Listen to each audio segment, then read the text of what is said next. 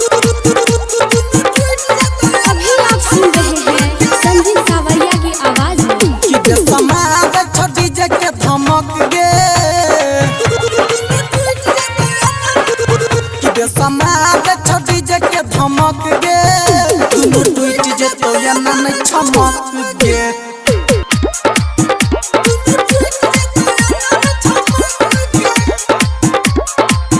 बम की छूट जेतो या न बमक गे, दुनू टूट जेतो या न चमक गे।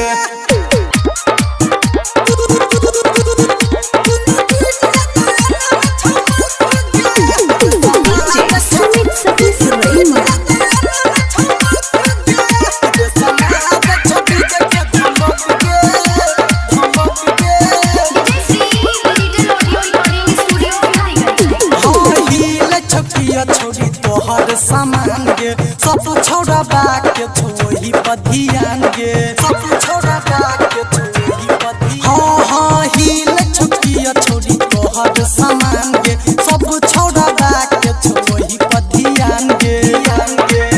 सब उतार दे तो मेकअप के चमक गे, चमक गे, चमक गे। सब उतार दे तो मेकअप के चमक गे, दुनू टूट जेतो या न चमक गे।